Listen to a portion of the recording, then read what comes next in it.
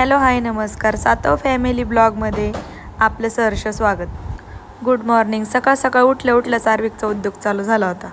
तर मग मी पहिले आर्विकसाठी नाचणी बनवली आणि आर्णवला आज खायचं होतं वांग्याचं भरीत. सो मी वांगी भाजायला ठेवली होती भरीतसाठी. भरीत बनवून झालं होतं आणि आर्णव म्हणलं मम्मी मला इथंच खायला दे, म्हणून मी त्याला घरी खायला दिलं होतं.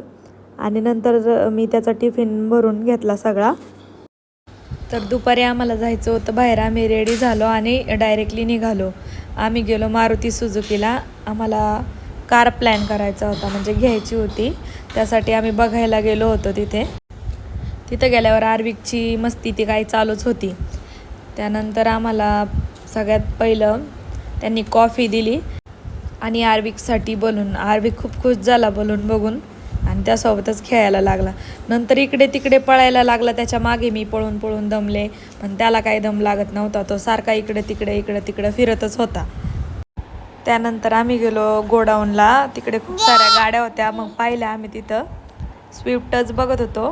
हे CNGचं होतं, ते दाखवलं अगोदर त्यांनी, पण ह्यांना काय तिथं ते आवडलं नाही. मग आम्ही तिथून दुसऱ्या शोरूमला गेलो. तिथे आम्हाला ही गाडी दाखवली. ही गाडी त्यांनी पाहिली, त्यांना आवडली ही गाडी, पण अजून फायनल डिसिजन घेतलेलं नाही की कोणती घ्यायची ते. तुम्हाला कशी वाटली ही गाडी नक्की कमेंटमध्ये सांगा. आणि उद्या ते फायनल करतील की कोणती गाडी घ्यायची म्हणून.